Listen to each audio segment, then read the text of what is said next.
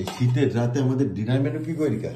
আলু সেদ্ধ, ডিম সেদ্ধ, ডাল সেদ্ধ। এখানে আলু সেদ্ধ, ভাত রয়েছে, সেই সঙ্গে এটা কি মুসুর ডাল সেদ্ধ, আর সেই সঙ্গে এখানে ডিম সেদ্ধ। আর এই দুটো কি আছে দেখাও তাদের খুলে। খোলো খোলো খোলো।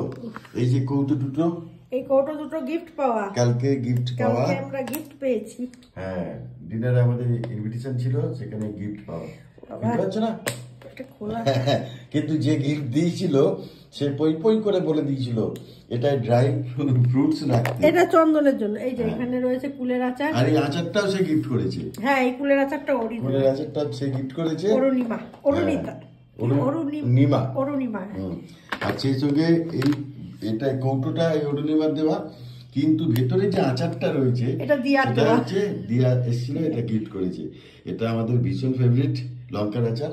আর কি অদ্ভুত, এটা জানো তো আমরা দুদিন আগে শেষ হয়েছে, চন্দনকে বলছি চন্দন লঙ্কার আচার শেষ, লঙ্কার আচারটা আনতে হবে। ও মা, দিয়া পাচ্ছিলাম না চন্দননগরে, এখানে তো বলছি না আচারের দোকান পাচ্ছি না। এবার দিয়া কিন্তু জানেও না যে লঙ্কার আচারটাই খুঁজছি, ও ঠিক এটা নিয়ে চলে এসেছি। ঠিক ঠিক ঠিক।